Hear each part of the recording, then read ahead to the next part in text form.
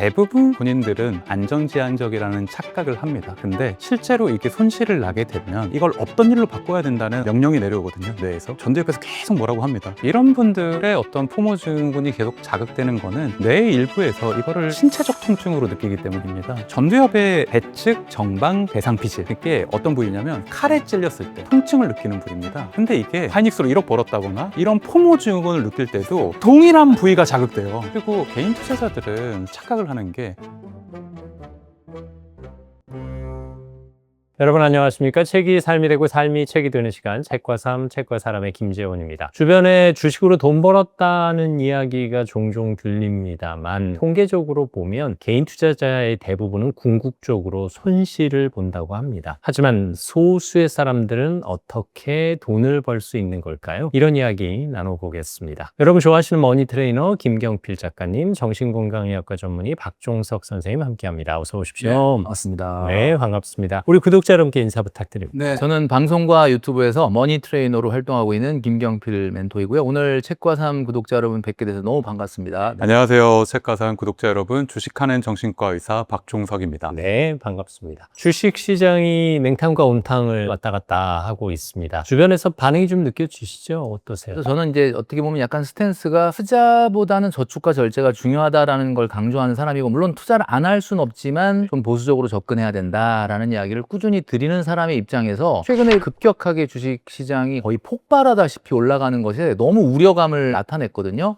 뭔가 좀 어두운 그림자 이런 것들이 좀 드리워지는 것 같아서 좀 안 좋았는데, 슬픈 예감은 이게 참 어긋나는 적이 없는 것 같아요. 이번에도 굉장히 좀 조정이 세게 오면서 역포모 현상이라 할까요? 한동안은 주식이 없어서 너무 마음이 괴로웠다, 나만 뒤처지는 것 같다. 근데 최근 같은 경우는 오히려 주식을 한 분들이 어떤 괴로움을 좀 토로하고 있는 게 아닌가. 저는 사실 많은 젊은이들을 만나면서 항상 얘기하는 게 절대 주식을 하지 마라 라고 얘기하는 사람 중에 하나예요. 왜 주식을 하지 말라고 하느냐? 아니 왜 저분은 저렇게 시대를 역행하는 얘기를 하지? 제가 주식을 하지 말라 그래도 어차피 합니다. 그러니까 무슨 얘기냐면, 제가 진짜 하지 말라는 게 아니라 되도록 하지 마라 하지 마라 하지 마라 라고 해서 그럼에도 불구하고 하는 분은 그래도 뭔가 자기 어떤 주관을 갖고 하는데, 저한테 와서 지금 투자 이렇게 해야 되는데 이거 할까요 멘토님? 하지 마세요. 그래요? 내 얘기를 듣고 안 할 정도라면 그분은 하면 안 되는 분이거든요. 그래서 저는 그냥 웬만하면 하지 말아라 이런 얘기 하는데, 사실은 개인 투자자들이 이 주식시장에서 의미 있는 성장을 하기는 상당히 어려운 것 같습니다. 박종석 선생님, 병원에서 실감하십니까?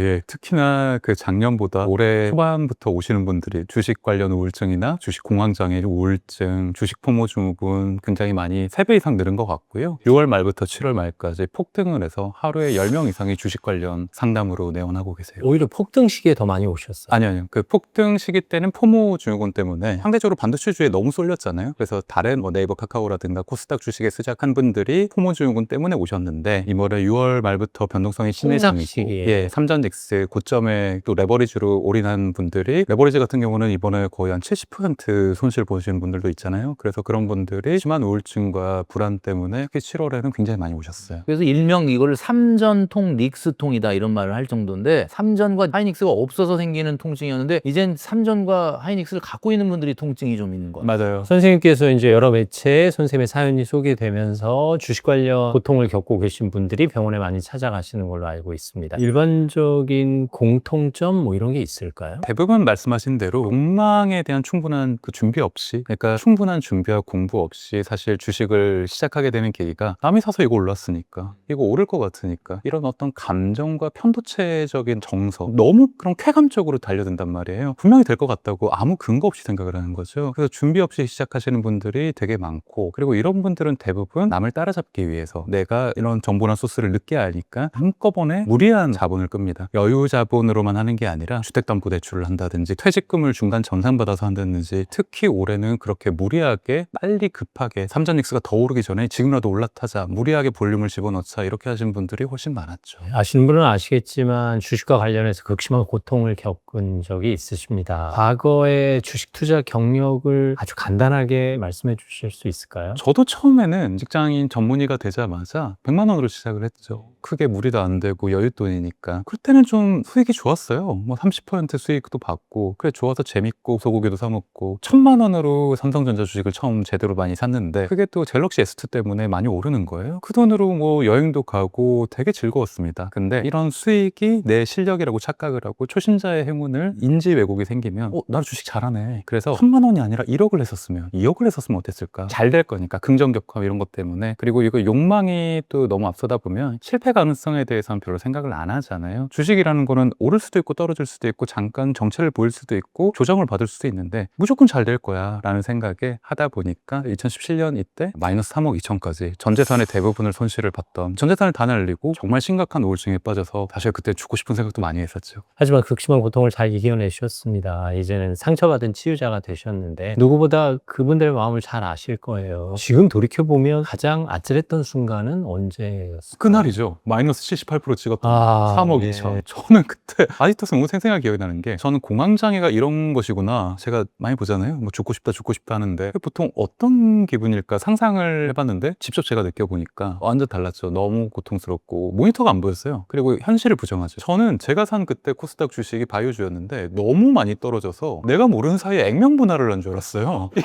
이거는 말도 안 된다. 이게 한 몇 달 안 봤지만 그때가 제 인생의 저점 바닥이고 사실 그때 도저히 아무것도 하고 싶지가 않죠. 전 재산 다 날렸는데 이제 출근을 하고 싶겠어요? 뭘 하고 싶겠어요? 직장도 다니는 둥 하는 둥 많이 다 하다가 권고 사직까지 당하고 그때 정말 힘들었습니다. 어떻게 이겨내셨을까? 그때 당시에는 이겨내지 못했어요. 이겨내는데 1년 반 정도 넘게 걸린 것 같습니다. 그러니까 무슨 말을 하고 싶은 거냐, 우리 구독자 여러분 중에서도 지금 주식으로 많이 뭐 고점에 몰려서 굉장히 힘들고 우울하시고 검색하시고 심지어 저희 병을 찾아오신 분도 계실 거예요. 근데 그런 분들한테 이걸 일주일 만에, 한 달 만에 이겨내려고 하지 마십시오. 투자로 이겨내려고 하지 마십시오. 1년, 2년 내 재활 계획을 세우시고요. 본업과 일상의 루틴으로 이겨낼 생각을 해야지, 내가 지금 1억을 잃었는데 몇 천만 원 잃었는데 빨리 주식해서 이걸 레버리지로 빨리 따야겠다. 이런 생각을 하면은 2차, 3차 지진인 재난이 옵니다. 따라잡으려고 하니까 따라잡아야 되겠다. 내가 이렇게 뒤처진 거를 좀 한 번에 어떻게 좀 해봐야 되겠다라는 생각이 딱 들 때쯤에 나온 상품이 이제 한 종목 레버리지 ETF. 네, 맞아요. 이게 5월 27일인가요? 그날 나왔는데 공교롭게 5월 28일 날이 역사상 우리나라 개인 투자자들이 가장 돈을 많이 집어넣었던 고점이에요. 그래서 제가 봤을 때는 날짜에 따라서 차이는 나겠지만 거의 지금 한 70% 고점 대비해서는 그 정도 빠진 것도 있거든요. 그러니까 이게 좀 심각하다는 생각이 들죠. 사실 레버리지라는 종목 자체가 투자 심리를 이용해서 약간 허황된 꿈을 조장하는, 원래 이 주식이라는 게 자꾸 빨간불이 들어오면은 그러려니 하는데 이게 막 3일, 4일 연속 계속 빨간불이 들어오면 주식 투자 안 하는 분도 불안하거든요. 이게 이제 나만 뒤처지는 것 같은 그런 느낌, 두려움, 공포 이런 건데, 그러다 보니까 대부분의 개인 투자자들은 빨간불 들어오는 날 삽니다. 근데 사실은 이게 한참 지나고 보면 알겠지만 빨간불 들어오는 날 사면 안 되거든요. 굳이 사야 된다면 파란불 들어오고 떨어질 때 사면 그나마 좀 나은데 사람이라는 게 그렇게 되질 않아요. 그래서 주식을 우리가 씨앗으로 비유한다면 씨앗을 심고 그게 거목이 돼서 열매를 맺을 거를 생각을 해야 되는데, 그냥 빨간불 자꾸 들어오는 창을 보다 보면은 상추 심어서 먹고 싶은 마음,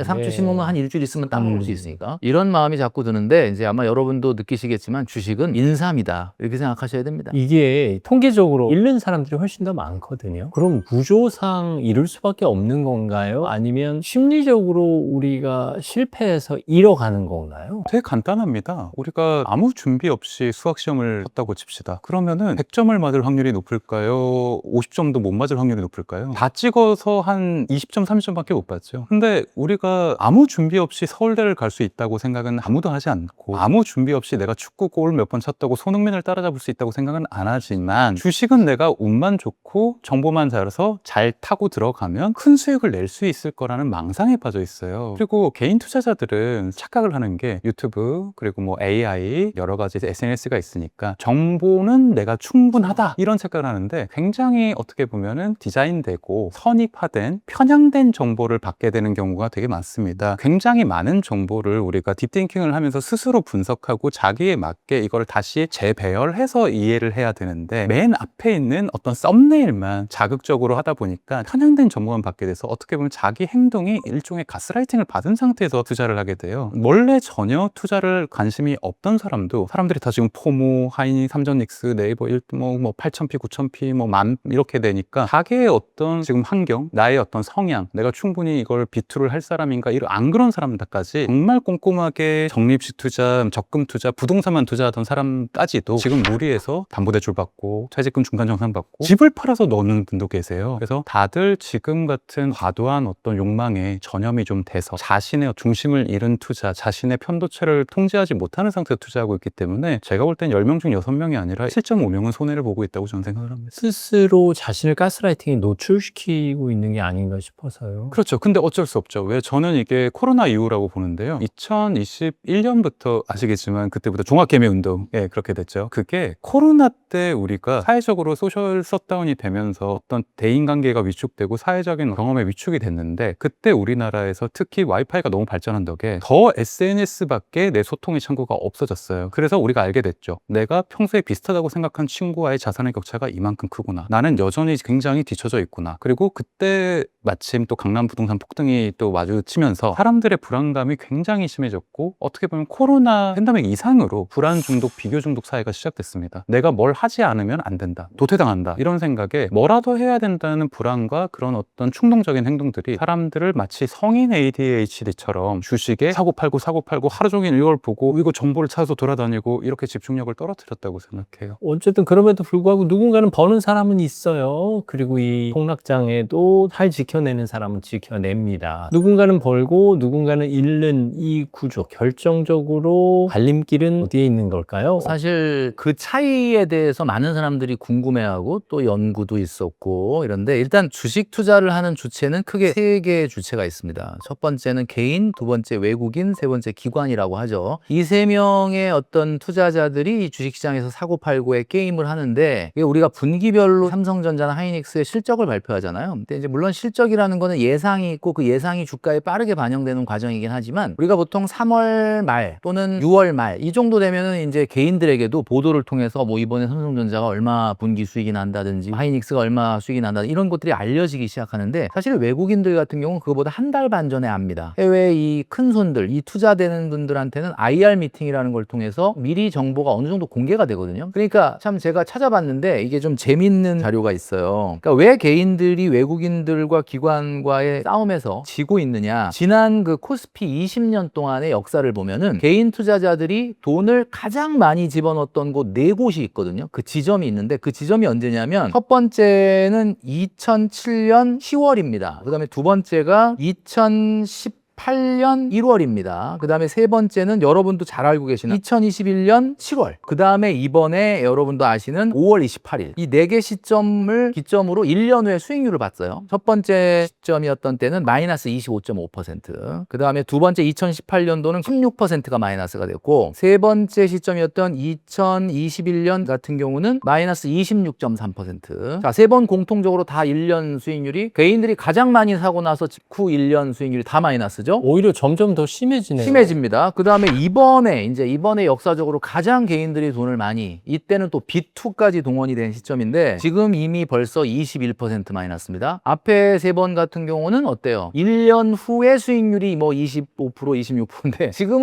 2달도 안 됐는데 벌써 20% 마이너스예요. 뭐 물론 더 두고 봐야 되겠지만 근데 이 4번의 공통점이 뭐냐? 아, 개인들이 가장 돈을 많이 집어넣었던 곳이 결국 지나고 나니까 꼭대기였구나라는 공통점이 있는데 또 하나의 공통점이 있습니다. 바로 이 시점이 4번 모두 다 외국인들이 매도를 가장 많이 했던 때다. 그럼 이 얘기는 무슨 얘기냐? 외국인들은 팔고 개인들이 사는 시기가 폭락의 어떻게 보면은 시작점이 되는 거죠. 누군가는 이미 알고 있었다. 그렇죠. 그러니까 이거는 9단의 바둑 고수와 5급 정도 두는 사람이 12점 깔고 둬도 될까 말까 한데 지금 맞바둑을 두고 있는 그런 모양새다 이렇게 볼 수가 있죠. 근데 듣기로는 많은 분들이 처음에 시작할 때는 나는 장기 투자할 거야 라는 다짐으로 시작하는데 이 다짐을 지키기가 쉽지 않아요. 이건 어떤 심리인가요? 자기 자신에 대해서 잘 모르고 있었던 있었다라고 저는 생각합니다. 그러니까 장기 투자를 할 수 있는 사람들은 세로토닌형 투자자라고 저는 생각을 하고, 정말 그 장기에 돈이 묶이는 걸 못 견디는 분들이 있잖아요. 매일 단타를 하고 사고 팔고 데이 트레이딩을 하거나 이런 분들은 도파민형 투자자라고 생각을 하는데, 대부분 본인들은 자기가 안정지향적이라는 착각을 합니다. 근데 실제로 이게 손실을 나게 되면 이 손실 회피 성향 때문에 이걸 없던 일로 바꿔야 된다는 어떤 명령이 내려오거든요. 뇌에서. 전두엽에서 계속 뭐라고 합니다. 이거를 지켜볼지, 빨리 이거를 어떤 행동을 해서 없던 일로 만들지. 근데 도파민형 투자들은 대부분 후자를 선택하죠. 이거를 내가 판단을 잘못했으니까 이걸 빨리 다른 어떤 옵션을 선택해서 이걸 팔고 다른 종목을 사가지고 그 손실 본 만큼, 내가 예를 들어서 극단적으로 반토막이 났다 그러면 다른 종목으로 바꿔서 100% 수익을 나면 이게 본전이니까 이렇게 하자. 성인 ADHD 같은 성향이 나오는 거죠. 활로를 모색한다는 명분 하에 흔들리는 거군요. 근데 사실은 그게 굉장히 이성적인 판단으로 고민을 해서 나온 어떤 이성적인 결론이라고 착각을 하지만, 아주 불안한 상태에서 발등에 불이 떨어진 상태에서 어쩔 줄 몰라다가 그냥 아무거나 집은 어떤 그런 비이성적인 결정에 불과하거든요. 그리고 스스로 합리화시키는 그렇죠. 나는 어쩔 수 없었다. 나는 뭐라도 했다. 근데 이성적인 사람은 이렇게 생각합니다. 내가 처음에 잘못 판단을 했는데 지금 내가 당황하고 또 실수를 반복하면 손실이 더 떨어질 거야. 왜냐면은 전두엽이 마비된 상태에서는 처음 했을 때도 내가 실패를 했는데 두 번째 주식 투자를 했을 땐 더 실패할 확률이 더 큽니다. 왜냐면은 불안하고 손실을 보고 이렇게 감정적으로 쫓기고 있는 상황에서는 뇌는 더 멍청해지기 때문이죠. 그러니까 계속 어려운 시험을 스스로한테 하는 거예요. 이럴 때는 행동을 멈추고 잠깐 물러나서 그대로 어떤 주식을 보유하면서 자기 본업에 집중하는 게 훨씬 좋습니다. 왜냐하면 자기 본업에 집중하면서 투자로 인한 손실을 투자로 메꾸려고 하려면은 그거는 고수에게나 가능한 거죠. 근데 초보자들은 어떤 리스크나 위험성과 변동성, 그리고 그 고민을 감당할 수 있는 경험치가 없습니다. 그냥 솔직하게 인정하셔야 돼요. 저처럼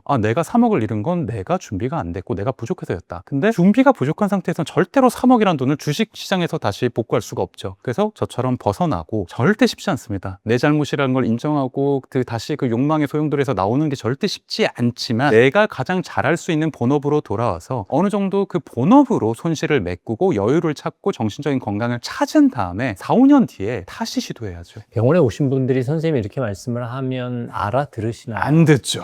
안 듣죠.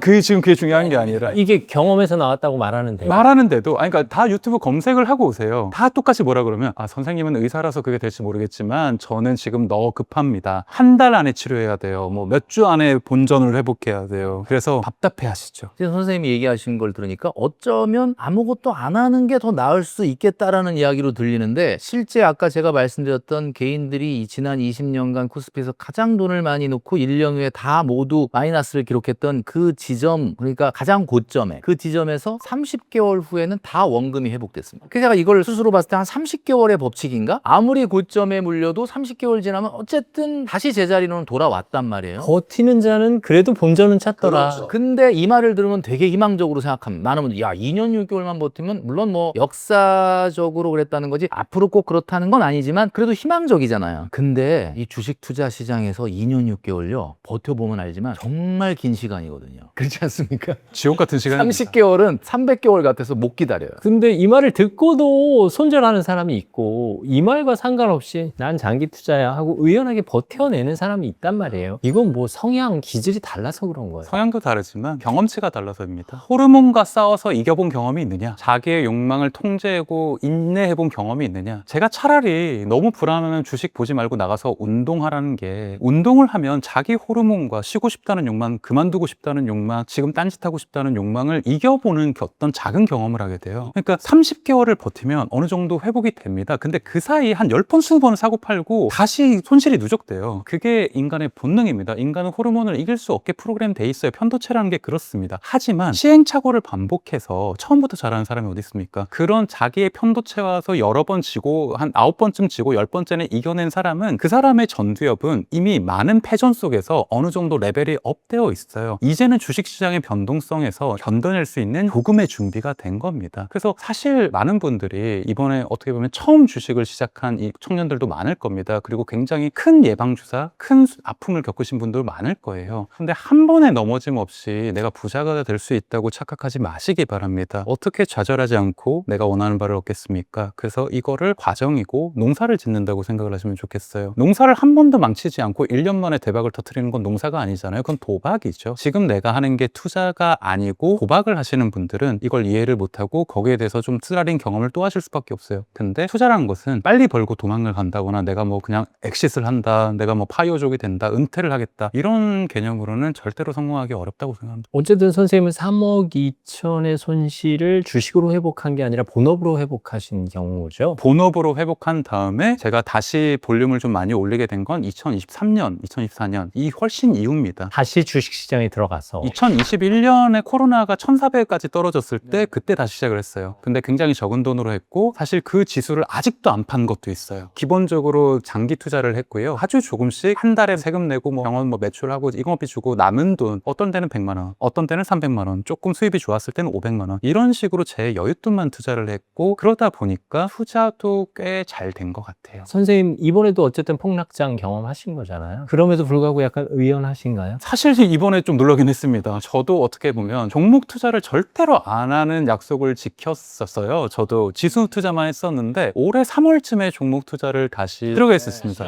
이거 모든 분들이 다 겪는 문제거든요. 네, 이거. 사실 저는 3월에 들어가서 아직까지 크게 손실을 보고 있지는 않은데 3월에 대표 반도체주를 샀는데 그래도 이만큼 수익을 받다가 확 꺾이니까 저도 사실 오랜만에 흔들리는 경험을 다시 최근에 부끄럽지만 했습니다. 이게 훈련을 통해서 극복이 좀 가능합니까? 완벽한 준비는 어렵죠. 근데 회복 탄력성에 대한 얘기를 하고 싶습니다. 사실 손흥민 같은 축구 선수도 망치는 날이 있습니다. 욕먹는 날이 있습니다. 내 기량과 다르게 컨디션이 절반도 되지 않는 날이 있어요. 하지만 그런 선수는 자기의 루틴을 믿습니다. 절대로 그런 분들은 자기의 실력을 과신하지 않아요. 내가 그동안 몇십 년 동안 해온 루틴, 훈련, 다치지 않으려고 했던 내가 참았던 많은 절제심 이런 것들을 통해서 저는 이렇게 생각합니다. 제가 아까 말씀드렸듯이 인생의 바닥이 언제였냐 하면 2018년 초반이라든가 2017년 그때가 생각나는데 그런 실패를 통해서 복습할 수 있었다고 생각하고 겸손해질 수 있었다고 생각하고 그때부터 제 회복 탄력성이 생겼다고 생각을 해요. 뭐 지금 이 순간에도 많은 분들이 고민하고 계실 거예요. 남을 것이냐 나올 것이냐, 남을까요 나올까요 하는 이 결정을 어떤 기준에서 나 스스로 하는 게 맞겠죠? 우선 우리가 투자를 시작할 때 준비를 하고 해야 된다. 준비라는 건 이런 것 같아요. 내가 그 종목을 얼마나 아느냐, 내가 투자처를 얼마 아느냐 이것도 중요하지만 사실 나 자신을 알아야 됩니다. 내가 투자하는 돈이 어떤 돈이냐, 이 돈 첫 번째 얼마를 투자할 수 있느냐, 두 번째 언제까지 투자할 수 있느냐, 세 번째 어느 정도 수익이면 나는 만족할 거냐, 이 세 가지를 정하고 투자를 시작해야 되는데 많은 분들은 이 세 가지를 생각을 안 해요. 그냥 일단 내가 그거에 대한 공부를 좀 했다, 정보를 들었다 그러면 승리할 수 있다, 성공할 수 있다 생각을 하고 들어갑니다. 그러다 보면은 어느 순간 아까 우리 박정훈 선생님도 그런 경험이 있었지만 중간에 내가 절대 지수 투자 외에는 안 할 거야 하다가도 또 장을 보고 있다 보면 야 요거 될 것 같은데 그러면서 또 이렇게 하셨다는 얘기 하시잖아요. 그러니까 내가 투자를 할 때 내 스스로 어느 정도의 금액을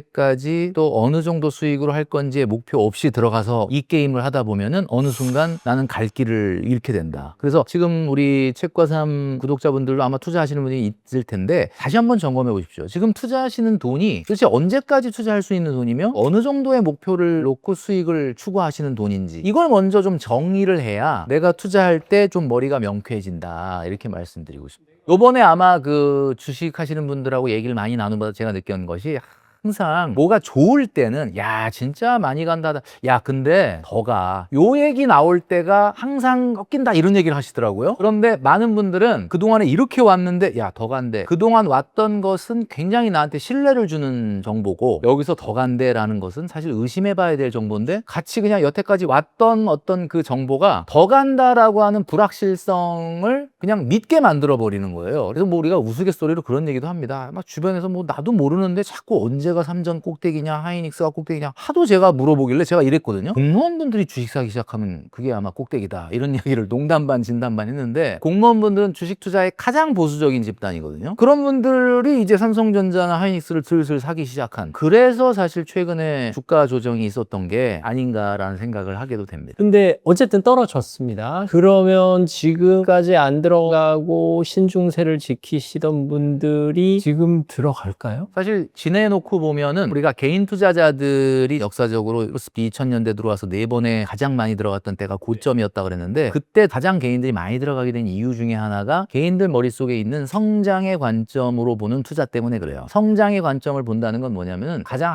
핫한 거를 선호하는 심리죠. 지금 이것만큼 핫한 게 없는데 뭘 하라는 거야? 그러면서 핫할 때 들어가는 거예요. 그런데 사실 부자들은 참 우리가 이런 말씀들을 들으면 에이 진짜 그럴까 그러는데 그렇게 안 합니다. 부자들은 가격의 관점으로 들어가거든요. 그러니까 가격의 관점이라는 게 뭐냐면 2022년도에 여러분들 기억나시겠지만 그 당시 미국 연준이 1년에 한 4번 5번 이렇게 자이언트 스텝, 그러니까 한마디로 한 번에 0.75씩 무자비할 정도로 금리를 올려서 당시에 자산시장이 충격이 컸고 계속해서 주가가 떨어지고 있었습니다. 그냥 1년 내내 주가가 밀리는 이런 상황인데 그때 주식을 사신 분들이 많아요. 부자들 중에는. 그러면 왜 그분들은 이렇게 빠지는 걸 살 수 있는 용기가 어디서 나왔느냐? 조금 장기적인 관점을 보는 거죠. 3년이나 5년 후에는 뭔가 지금보다는 굉장히 좀 수준이 달라져 있을 거다라는 걸 보고 그때 저가 매수에 나서는 겁니다. 그런데 개인들 같은 경우는 이런 말을 하면 나도 그렇게 할 수 있다라고 얘기하지만 딱 떨어지는 게 한 3, 4일 정도 계속 주가가 폭락하면 지금 사라 그러면 근데 더 떨어질 것 같은데 이러면서 못 사는 경우가 있거든요. 이건 어떤 심리예요? 호모증후군 때문이죠. 더 싸게 사고 싶고 자기 보상회로 도파민을 통제하지 못한 결과고요. 사실 부자분들은 장기 투자할 생각으로 사실 이번에 탐전익스로 더 돈을 많이 버신 게 이분들이 작년에 삼성전자가 48,000원까지 떨어졌을 때는 자기 재산 중에 한 5% 정도만 에셋 파킹으로 여기에 해놓으면 나는 이 돈 5%는 내가 1년이고 2년이고 소용이 필요가 없는데 장기적으로 주차시켜 놓겠다 이런 생각으로 묻어둔 돈이 이분들은 주식창을 확인하지도 않아요. 확인할 때마다 불안이 한 2, 3% 쌓입니다. 근데 10번, 20번 확인하다 보면 처음 내가 내린 결정에 스스로 의심을 해요. 되새김질을 하고 스스로 부정적인 망상을 또 생각하기 때문에 계속 쳐다보고 의심하면 자기 집중력과 의사결정력이 떨어질 수밖에 없고 그러면은 다른 행동을 또 하게 되죠. 왜냐하면 이것보다 더 똑똑한 결정이 있을 거다. 더 좋은 종목이 있을 거다. 아니면 이게 맞다면 레버리지를 타야겠다. 이런 식으로 자기가 했던 거를 스스로 부정하고 스스로 더 잘하려고 하다 보니까 그렇게 해서 실수가 노출됩니다. 그런 유형들은 돈을 벌기 힘든 구조잖아요. 아주 힘들죠. 네. 그럼 부자만 계속 돈 버는 구조네요. 사실 저는 그게 어쩔 수 없는 거라고 보는 게 부자분들도 이런 단계를 다 거쳐서 부자가 된 거예요. 사람들이 오해를 하는 게 주식 투자에서 이런 큰 손들이나 부자분들이 자기들처럼 이렇게 개미나 초보자 시절이 없었다고 생각하는데 절대로 그렇지 않습니다. 이분들이 10년, 20년 이런 생활을 통해서 자기의 회복 탄력성을 올리고 경험하고 이걸 통해서 겸손해진 분들만 이 시장에 흔들리지 않고 오로지 내가 본업에 집중하면서 여윳돈만 장기 투자를 하는 게 이게 너무 뻔하지만 황금률이에요. 근데 지금에 많이 고민하시는 청년들은 이런 경험이 없기 때문에 이런 사실 큰 변동은 굉장히 오랜만입니다만 사이클은 항상 반복되는 거기 때문에 지금의 어떤 불안에 너무 짓눌리지 말고 너무 자신의 행동을 비관하거나 자책하거나 그때 할 걸 자책은 우울증을 부르는 가장 큰 원인입니다. 그러지 말고 지금 할 수 있는 내 본업에 어렵겠지만 집중하시기 바랍니다. 선생님 말씀 들어보니까 주식 계좌를 지키는 것보다 내 마음을 지키는 게 지금 훨씬 더 중요한. 그게 돈 버는 일입니다. 내가 ADHD에 빠지고 공황에 빠지고 내가 지금 강박증, 본전강박, 우울증에 빠지면은 결국 엉뚱한 짓을 또 해서 이것저것 사고 팔다 보면 계좌가 또 녹아요. 처음에는 우량주 그냥 한 배짜리로 하던 사람이 이상한 정치 테마주 아니면 바이오주 사고 그러다가 레버리지하고 미국 주식 3배 레버리지 4배 뭐 5배짜리도 있죠. 그리고 정말로 제가 청년들이 꼭 하지 말았으면 하는 게 어떤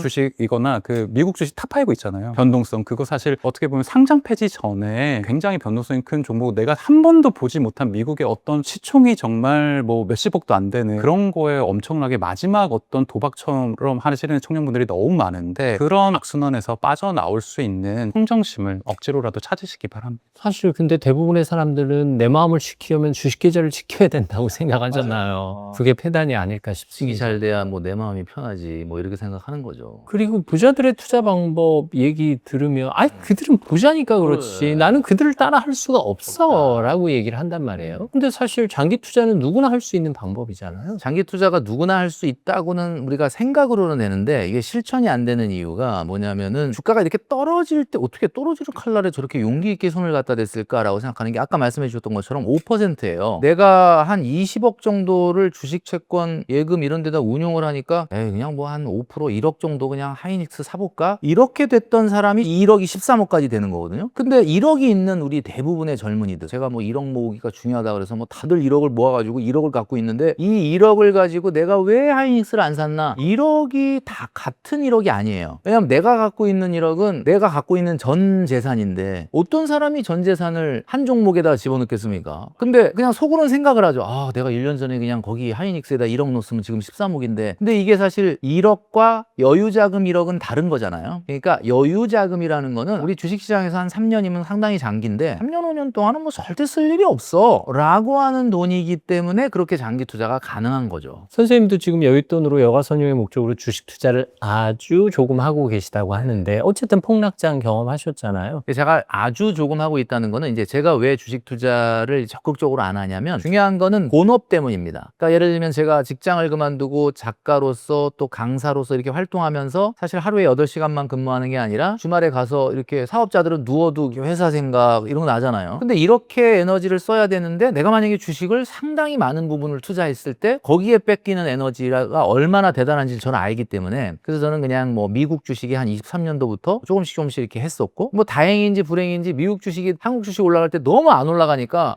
속으로 좀 배도 좀 아프고 야, 이 한국 주식을 해야 되나? 이런 생각을 했는데 지금 상황에서 보면 미국 주식은 조금 변동성이 한국 주식보다는 적었고 최근에 이제 아까 박종석 쌤도 말씀은 이렇게 그렇게 하시지만 나도 뭐 23년도에 다시 주식 투자를 했다라고 했는데 저도 이 얘기를 방송이나 유튜브에 하면서도 너무 빠르게 올라가니까 야 이거 나도 조금 어디서 말은 하지 말고 나도 몇 주 좀 사면 되겠다 생각해서 사실 몇 주 샀어요. 샀는데 다행히 겁이 많다 보니까 조금 오르는데 좋긴 한데 무서운 거야. 그래서 일단 그냥 다 팔아버렸습니다. 근데 이제 이렇게 딱 폭락을 하고 나니까 속으로는 그냥 개인적으로는 좀 다행이다 이렇게 생각을 했는데 일단 금액 자체를 적게 하는 이유가 제가 이렇게 어느 정도 따고 나서 생각을 해요. 야 이거를 그러면 이만큼이 아니라 한 100배 했으면 진짜 엄청 벌었겠는데 뭐 이런 생각을 혼자 하잖아요. 그렇지만 늘 아니지 정신 차려야지. 내가 본업이 아닌 본업을 방해할 정도의 시간과 에너지를 뺏기는 일을 하지 말자. 나름대로 이 원칙을 지금 가지고 있는 거죠. 이게 어차피 폭락장이긴 하지만 한참 오른 다음에 폭락장이란 말이에요. 1,000만 원으로 시작해서 2,000만 원 버신 분들이 지금 1,500만 원 된 거란 말이에요. 그럼 1,000만 원 대비 벌긴 벌었는데 그럼에도 불구하고 다 잃었다고 생각하시는 거죠. 착시죠. 내 기회비용이나 그리고 다른 사람들은 더 그 고점에 사실 그런 사람들이 실제로 존재하긴 할 거예요. 굉장히 소수지만 하이닉스를 300만 원에 팔아서 수익 실현하는 사람도 있겠죠. 근데 이게 카더라라는 게 지인 사이에서 단톡방에서 오픈 채팅방에서 확대 재생산이 되다 보니까 나 말고 다른 사람들은 굉장히 벌써 다 벌었고 하이닉스를 잘 팔았고 나 혼자 이렇게 손실을 봤다. 실제로 손실까지는 아니지만 내가 한 1억까지 벌었는데 지금 2천만 원 그러니까 마이너스 8천만 원이라고 착시를 하는 거죠. 이런 분들의 어떤 포모 증후군이 계속 자극되는 거는 뇌의 일부에서 이거를 신체적 통증으로 느끼기 때문입니다. 전두엽의 대상 대측 전방 피질이라는 곳이 있어요. 그곳이 도주 안테리얼 싱글레이트 콜텍스라고 배측 정방 대상 피질. 그게 어떤 부위냐면 칼에 찔렸을 때 그리고 불에 데웠을 때 통증을 느끼는 부위입니다. 근데 이게 사촌이 땅을 사거나 하이닉스로 1억 벌었다거나 이런 포모 증후군을 느낄 때도 동일한 부위가 자극돼요. 이게 fMRI에서 연구에 확인이 됐습니다. 그러니까 이게 단순히 정서적인 통증이 아니라 실제 물리적 통증하고 똑같이 느끼고 이 강도가 전치사주에 해당하는 강도이다 라고 느낀다고 합니다. 뭐 그런 거 갖고 뭐 이렇게 힘들다고 그래 할 제가 아니네요. 이 통증 때문에 잠을 못 자게 하는 거예요.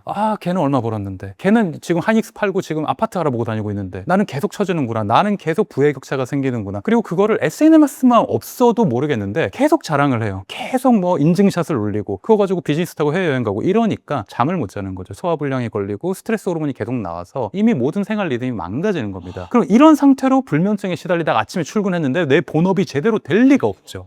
본업에 충실해라, 본업을 회복하는 것이 회복 탄력성의 근본이다라고 말씀하시는 건데 사실 이번에 폭락장 오기 전에도 약간 조정장이 있다가 올라갔다가 다시 떨어진 거란 말이에요. 결국 주식시장은 우리가 예측할 수 없는 건데 이게 뭐 공부로만 되는 것도 아니라면 초보자든 중급자든 이 원칙만큼은 지키세요 라는 걸 경험상 조언해 주실 만한 게 있을까요? 저는 초보자들은 본업 9, 투자 1, 9대 1의 비율로 돈도 9대 1, 시간도 9대 1로 써야 된다고 생각합니다. 종목만 찾는 게 투자가 아니에요. 그 자기 역량을 높이고 내가 새로운 외국어를 배우고 건강과 체력을 기르고 내가 회사에서 승진하는 것도 투자입니다. 내가 승진해서 연봉이 30% 오르면 투자해서 30% 오른 것보다 훨씬 더 안정적인 수익이 계속 반복되는 거잖아요. 사실 그게 훨씬 더 초보자들한테는 건강한 투자고요. 제가 KBS에 30년 장기 투자해가지고 지금 책과 삶에 앉아 있습니다. 그렇죠. 네. 그렇게 해서 내가 그만한 어떤 사회적인 역량이나 영향력도 갖게 되고 그리고 그걸로 인해서 생기는 되는 자존감은 투자로 인해서 도박처럼 한꺼번에 번 일확천금보다 내가 루틴에서 내가 노력해서 얻게 된 게 훨씬 더 자존감에 좋은 영향을 줍니다. 우리 책과삼 구독자분들이 지금 보면서 아우 진짜 나의 이야기를 하는구나 라고 하시는 분도 있지만 진짜 하이닉스 300만 원 꼭대기에서 팔아서 수익을 올린 분도 있을 거란 말이에요. 근데 그분들이 대단히 위험합니다. 왜냐하면 제가 봤을 때는 그런 경험을 하잖아요. 그러면 사람 마음은 어떠냐면 굉장히 어깨에 힘이 들어가면서 어디 가서 내가 하나 얘기해 줄게 이러면서 이 자기 과신이라는 게 마음속에 딱 들어오면은 이게 다음번에는 그 돈을 팔아서 내가 수익을 해서 뭐 어디 예금을 넣거나 뭐 어디 집을 사거나 이럴 것 같지만 그렇지가 않습니다. 그러다가 어느 순간 또 기회를 받다가 나는 주식을 잘하는 사람이야. 내가 어떤 사람인 줄 알아? 하이닉스 297만 원에 산 사람이야. 이러면서 어느 순간 딱 들어가게 되는데 그게 이제 굉장히 좀 어떻게 보면 또 안 좋은 결과를 낳는 경우가 되게 많다. 그래서 혹시 우리 구독자분들 중에 나는 주식을 참 높은 가격에 잘 팔고 나왔어 라고 하는 분들도 사실은 조금 조심해야 된다. 방심하지 말고 방심하면 안 돼. 하늘이 내린 기회라고 생각하고 그냥 감사하게 여기시면서 또 현실로 돌아오셔야 된다는 얘기입니다. 정말 위험한 게 이런 경험을 하게 되면 월급을 정말 과소평가하고 흔히 말해서 가짜게 생각해요. 오히려 본업을 좀 등한시할 수 내가 있는. 투자로 운 좋게 상승장에서 사는 것을 본인의 실력이라 생각하면 지금 대부분의 사람들이 전업 투자한다고 밥 먹고 나섭니다. 그 직장 그만둔 사람도 있어요. 내가 한 달에 버는 게 어떻게 보면 뭐 300만 원, 400만 원밖에 안 되는데 선생님 저 이번 달에 수익 2천만 원 벌었어요. 하루에 몇백만 원 벌었어요. 하루에 연봉 벌었어요. 이렇게 하면서 다 일을 그만두고 투자 전업을 하십니다. 안 돼요. 이런 도파민에 과다하게 중독되고 노출되다 보면 반드시 나르시시즘적 비대로 이어집니다. 자기를 너무 지나치게 과신한 나머지 일상에서 얻을 수 있는 어떤 작은 행복이나 월급 같은 거는 굉장히 과소평가해요. 본업 제일 중요합니다. 사실 이 영상 보시는 분들 아니 이런 얘기를 지인즉 해주지 왜 폭락장 온 다음에 해줘야 하는데 일찍이 섭외를 했는데 어찌어찌 하다 보니 이 시간이 돼서 이런 내용으로 또 대화를 이어갔습니다. 본업이 중요하다는 거, 주식 투자 하시더라도 9대1로 하시다는 거, 그리고 상승장의 이익을 보셨더라도 방심하지 마시라는 거, 그리고 어쨌든 장기 투자가 답이라는 거, 여러 가지로 우연하게 내 상황에 맞게 받아들이셨으면 좋겠습니다. 오늘 진정한 조언, 뼈와 살이 됐으면 좋겠습니다. 머니트레이너 김경필 작가님, 정신건강의학과 전문의 박종석 선생님과 함께했습니다. 말씀 감사합니다. 계절을 지키는 것보다 마음을 지키는 게 더 중요합니다. 그게 바로 내 몸을 지키고 건강을 지키는 일이니까요. 결국 주식을 지키는 것보다 본업을 지키는 게 더 중요하다는 걸 잊지 않으셨으면 좋겠습니다. 책과 삶이 도와드리겠습니다. 다음 시간에 다시 뵙죠. 감사합니다.